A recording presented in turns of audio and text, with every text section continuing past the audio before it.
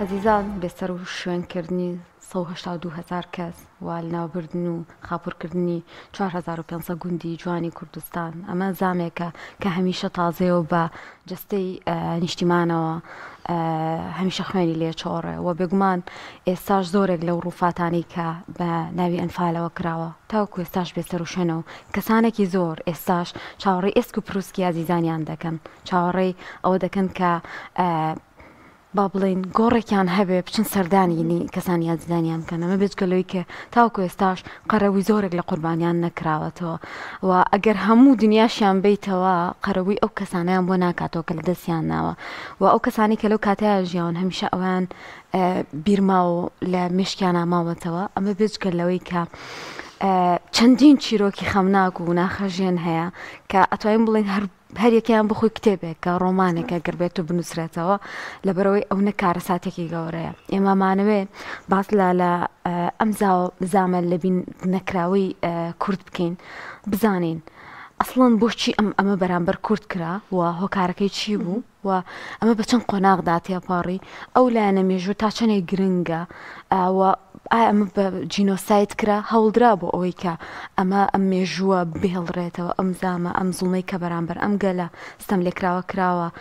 وەکو خۆی بناسرێ باسیێن بابەتە دەکەین بە میوانداری دکتۆر هونەر ڕۆستەم سپۆری مێژووی کە بە خۆشحاڵیەوە لە ستۆدیۆ لەگەڵمانە کاکتۆر بەخێر بێ سپاس بۆ ئامادەبوونت کاکتۆر بۆ ئەنفال بۆچی بەرامبەر کورد کرا بەڵێ سەرەتا بە ناوی خوا و سڵاو و ڕێز بۆ جەنابتان و بینەران بەخێر بێ دووبارە دیارە ئەنفال پێشەوەی بینە سەر ناوەڕۆکەکەی ئەتوانین بڵین یەکێکە لە ئەو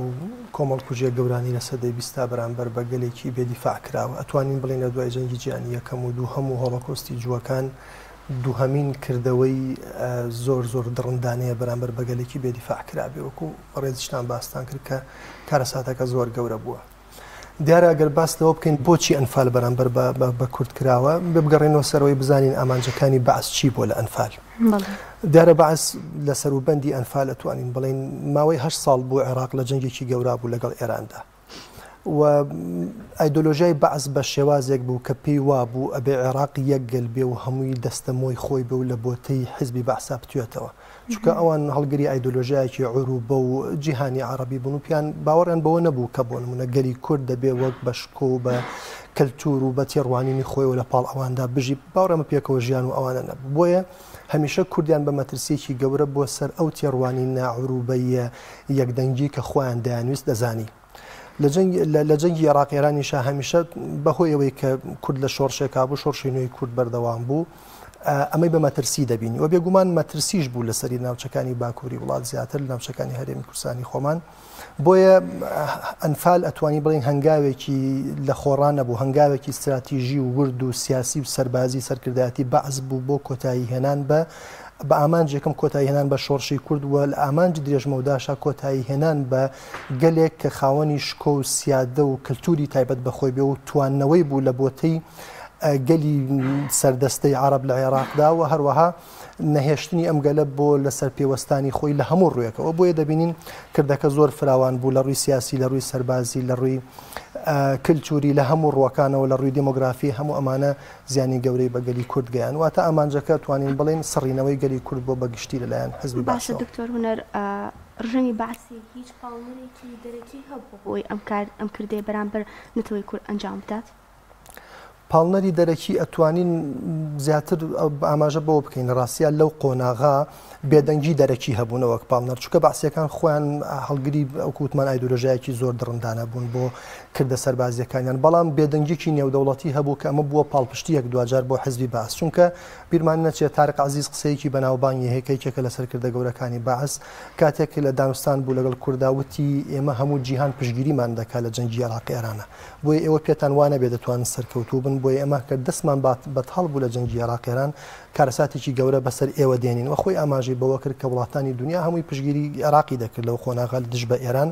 بۆیە بێدەنگێکی گەورە هەبووە ناڕاستە خۆ پشتگیریکردن هەبووە ئەو چەکە گەورە ترسناکانەشی کە بەکار هات لە پرۆسەکە بە تایبەتی چەکی کیمیاوی هەمووی لەلایەن وڵاتانی ئەوروپا و غەربەوە پێی درابوو کە بەکاری هێنا بۆ دەشیان زانی ئەوان و هیچ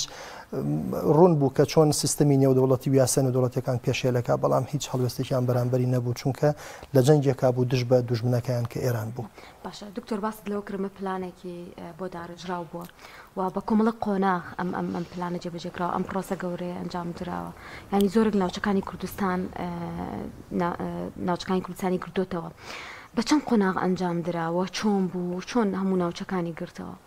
بەڵێ سەرەتا پێش طبعاً ئەنفال ئەتوانین بڵین لە مانگی شوباتی 1970 دەسی پێ کردو بەڵام بڕیارەکە کۆنتر بوو.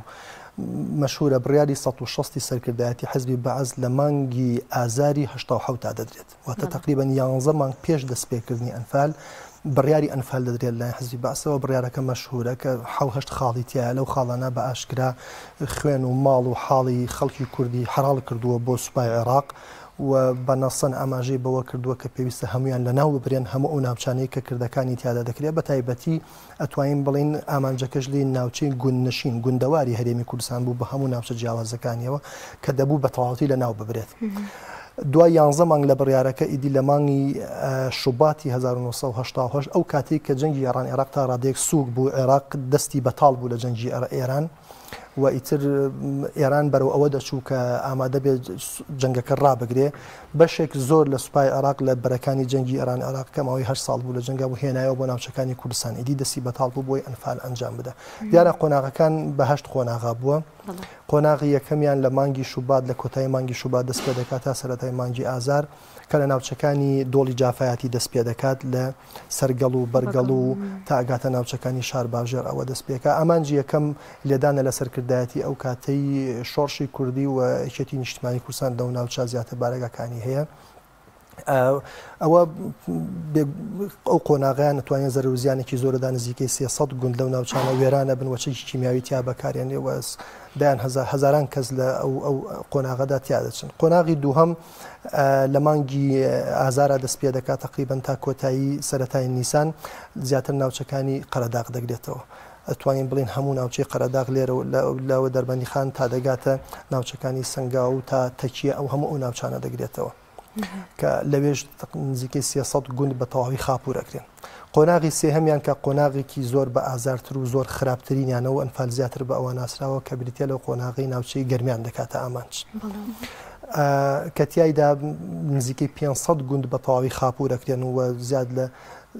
50-60 هزار کەس خەڵک لەو ناوچانە هەمیان ئەنفالەکرێنەوە تا ئێستش نەبینراونەتەوە زۆریان تا ئێستا وەکو جەنابەت ئاماژەت پێش کرد یعنی ڕوفاتەکانیشان نەهێنراوەتەوە و هەر خودی چواردەی چوار کە ئەمڕۆیە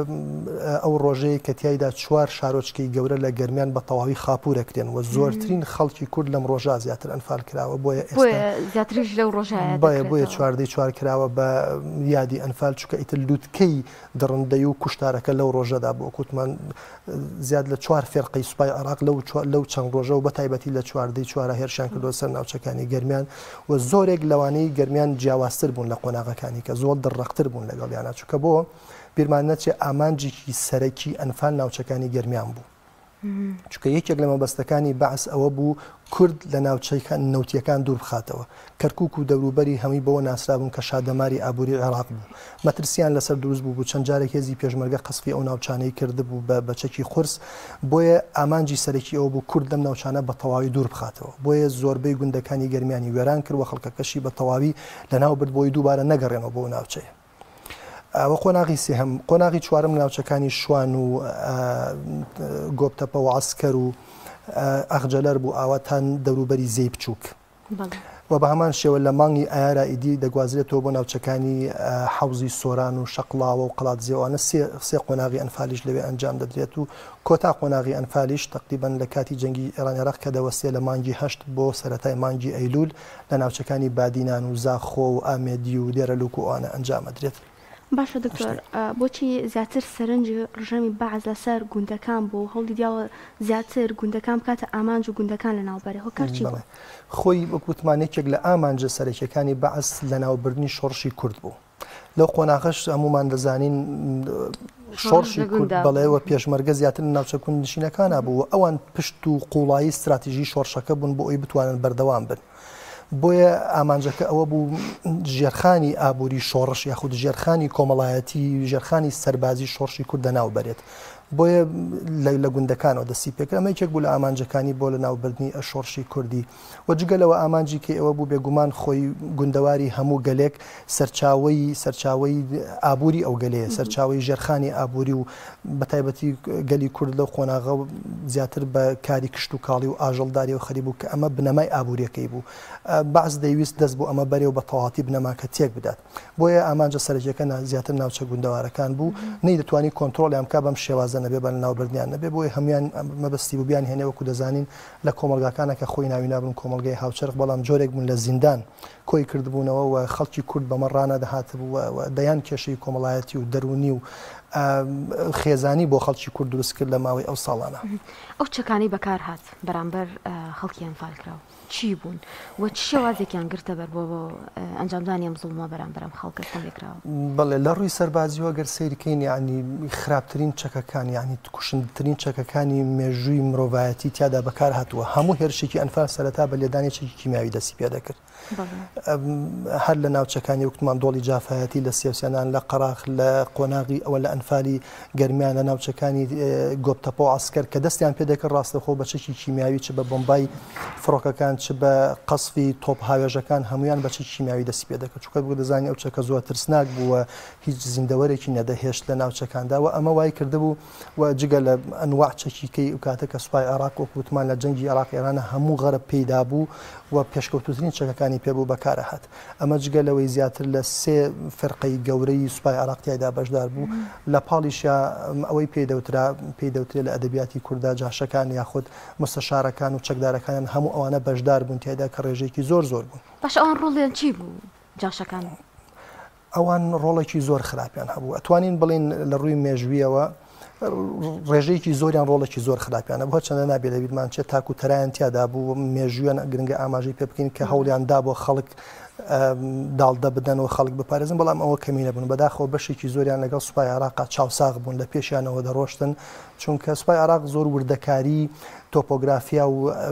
شاخ و داخەکانی کوردستانی نەدەزانی بڵێ ئەوان شوێنیان دەکەوتن بۆ شوێنەکەم و چاوساخیان بۆ دەکردن و وایان کرده بوو کە ئەو کەسانەشی هەڵدەهاتن دەچوونە شاخەکان لەسەر دەستی ئەوان دووبارە دەستگیر بکرێن و ئەنفال بکرێن و ئەوە لە مێژووی کووردا چەسپیوە زۆرێک لە ناوچەکان ئەوان خەڵکیان فریودا ئەجینە خەڵ دەیتوانی ڕابکات لە گوندنشینەکان ئەمان پێشتر دەچون بەجلی کوردی و بە زمانی کوردی فریوان دەدان کە دەیانوت دەتانگوازنەوە بۆ شوێنێکی کە و ڕێستان لێ دەگیرێت و مافتان دەدرێت بەم شێوازە کۆیان دەکردنەوە کە سوپای عێراق داهات ئەنفالیان دەکردن ئیدی لە ناویان دەبردن بۆیە ڕۆڵێکی زۆر خراپیان هەبوو دکتۆر لە کاتێکدا کە سیاسەتی ڕاگواستن و کۆمەڵکوشکردنی گەلی کورد و نەتەوەی کورد بوونی هەبوو بۆچی خاپورکردن لە ناوبردننی گوندەکانیش ئەو سیاسەتەش پێڕۆ کراوە ئەو کووتمان بێگومان کاتێک تۆ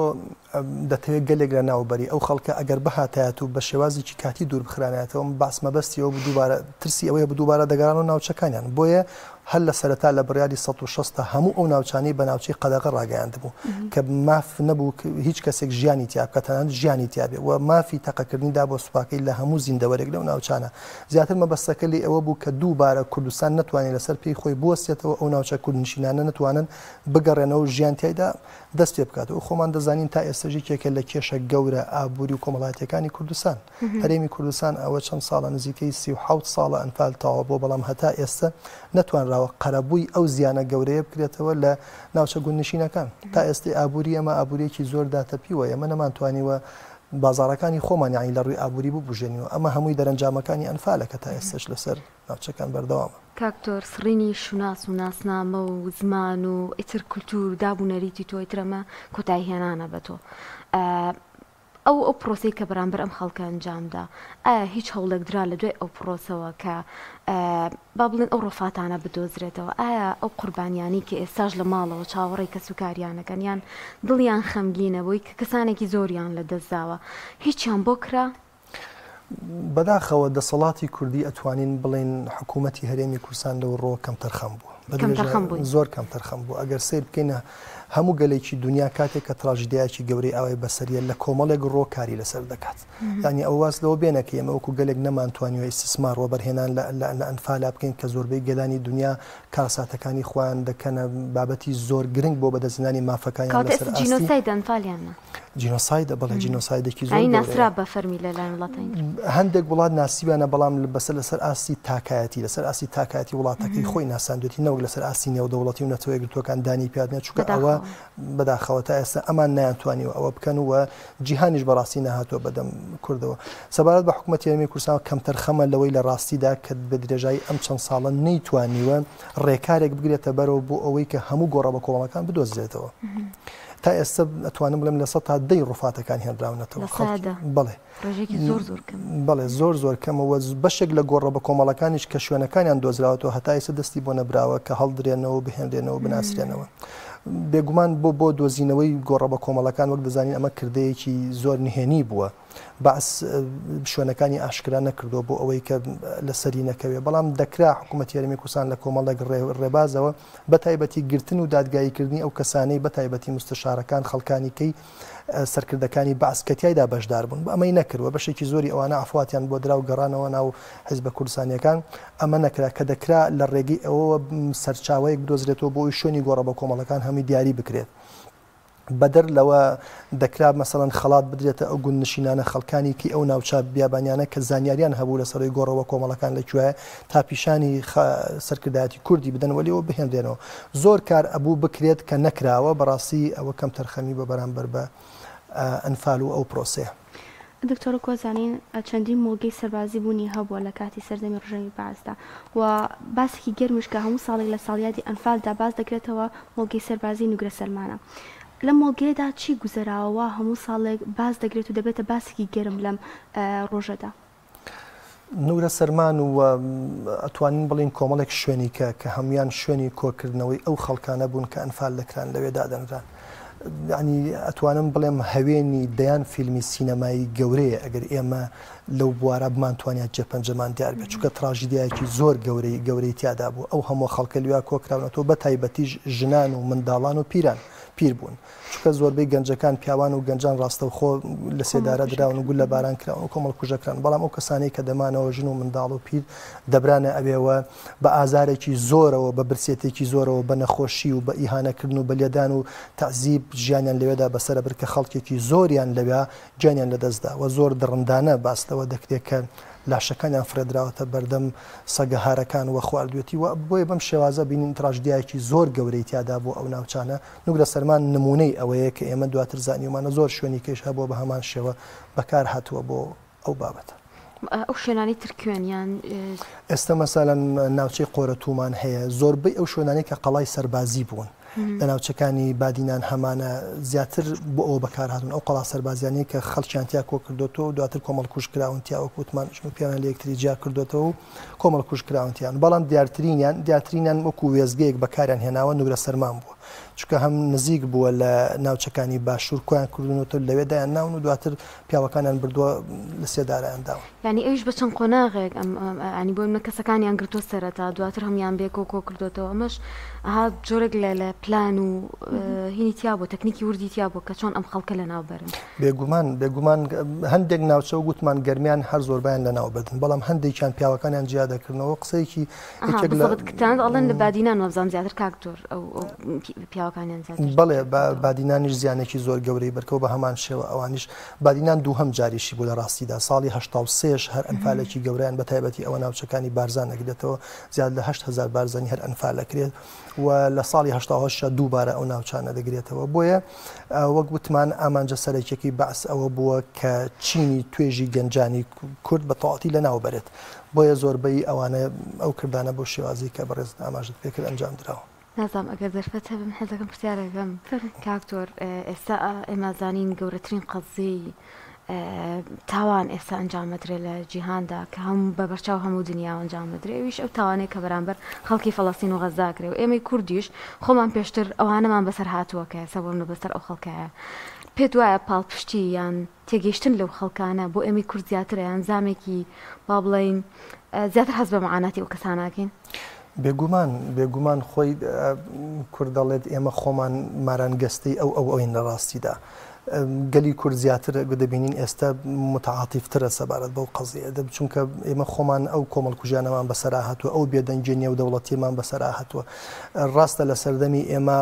میدیا بەم شێوازە نەبوو بەڵێ کە ڕۆڵی نەبوو کە بەم شێوازە وردەکاری تراژیدیەکان پیشانی جیهان بدا بەڵام ئێستا لەوەی لە غەزە دەبینرێ بەڕاستی وجدانی هەموو مرۆڤێکی زیندوو لەسەر ئاستی جیهان دەهەژێنێت چونکە لە ڕاستیدا گەلێکی بێدیفاعوە دەکوژرێ بە نوێترین تەکنۆلۆژیای سەربازی بە بەرچاوی هەموو جیهانەوە و جیهانیش لی بێدەنگە لە ڕاستیدا ئەمە وەکوتوانم بڵێم هاوشێوەی ئەوەیە بەرامبەر بە کورد کراوە لە کۆندا بۆیە بێگومان کورد زیاتر لەو ئازارە تێدەگات وە دەبینین گەلی کورد هەڵوێستیشی زیاترە بۆ بەڵام هەرچەندە بەداخەوە ئێستا نەگەلی کورد هەموو گەلانیکەی دنیا و هێزە جیهانیەکانیش هیچ جوڵەیەکیان نییە بۆ ئەم بابەتە کە بۆ خۆی بەڕاستی تراژدیایکی گەورەی جیهانیە. دکتۆر بڵێن کە ڕژەمی بەعەز بەشێک لە ئاماجەکەی خۆی پێکاوە بۆی کە هەتاوەکو ئێستا هیچ گرنگیەک نەدراوە بە گوندەکان لە دوای ئەوەی کە ئەنفال تەواو بووە ڕژەم و دەسەڵاتی کوردیش هیچ گرنگێکی بە ئاودانکردنەوەی گوندەکان نەداوە گوندەکان هەتاوەکو بێبەرەو لە ناوچوون ئەچن. بێگومان نێکێک لە ئامانجە سەرەکیەکانی باس کە بەدیهێناوە ئەوە بوو کە ژێرخانی ئابووری کوردستانی هەڵتەکان ئەگوتمان 4500 گوند بە تەواوی خاپور کران و لە ناوچوون ئەو خەڵکەی تەبان کللتوری کوردەواری خۆمان لە گوندەکانە کللتورێکی تایبەتمەند بووە هەموو گەلێک هەڵگری کللتوری خۆیەتی ئێمەش لە ناوچە کوردنشینەکانە چ لە ڕووی کۆمەڵایەتی چ لە ڕووی ئابووری چ لە ڕووی خێزانی هەڵگری بەهاو کللتورێکی تایبەت بە خۆمان بووین لە دوای ئەنفال ئەمە تێک دەچێت خەڵکی کورد ڕانە هاتووە بەوەی لە ناو کۆمەلگا زۆرە ملیەکان و بەو شێوازە خانووی هەمووی لە پاڵیەکە بۆیە هەموو ئەمانە تێک چوون لە ڕاستیدا تا ئێستش لە دوای ئازادی کوردستانەوە مەسەڵەن نەتوانراوە بە تەواوی ئەو ناوچانە ئاوادان بکرێنەوە وەکو ئەوەشی کە ئاوادانیش کرابنەوە هەڵگری بەهاو ناوەڕۆکی کۆنی خۆیان نین چونکە ئێمە دەزانین ناوچە گوندنشینەکان دەبێت سەبەتەی خۆراک و بەرهەمێنانی ئاسایشی خۆراکی میلەتان بن لە ئێستادا زۆربەی لادەکانی ئەمە ئەو ڕۆڵە ناگێڕن چکە خەڵکەکەی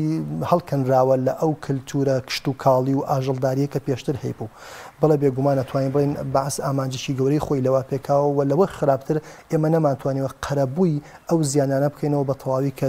بەرامبەر بەگەلەکە کراوە یعنی خۆی هەر کارەساتەکە زۆر جێی خەمە بۆ ئێمە بەڵام کاتێک کەسێکە بینی ئاوات بڕژێمێ بۆ بەعسە خوازێت یان بە چاک باسیەکە ئەوەی ترزامەکە قورسە بۆی کە هێشتا و نەدڵ بریندارە و قەرەبی بۆ نەکراوەتەوە پێی وایە ها ئەو بەراوردە ئەکا ئەوەندە ناخۆشە بۆ ئێمە کاکتۆر بە هەمووی ئەوانەمان باس کرەمە بکەمە کۆتا پرسیارەوەی کاتیشمان نەماوە ئێمە چۆن توانین لە ڕووی مێژووی و سوود لەم کارە ساتە ببینین یان تا چەندێک شوێنەوارەکانمان پاراستووە ئەو ڕووفاتانەمان پاراستووە بۆ ئەوی کە بزانین ئەمە جینۆسایدێک بۆ بەرامبەر ئەم گەلە کراوەی سوێتی ویسراوە کە ناسنامە و کللتوری بسڕێتەوە بەڕاستی گرنگە خۆی بۆ خۆی گرنگە یعنی ساڵانە تۆ لەکە مناسبە دیارەکانی دیکەشا یادی ئەنفال بکرێتەوە چ لە وەزارەتی پەروەردە مەسەڵەن خوێندکاران چ لە ئاستی کۆڕ و کۆمەڵەکان ڕاگەانەکان وەکو بەڕێستان کە گرنگی پێدەن و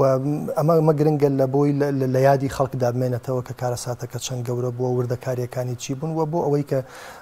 ینی گەلی کورد هەڵوێستێکی وهەیە بە دووبارە تووشی حاڵەتێکی کارەساتێکی ئاوان نەبێتەوە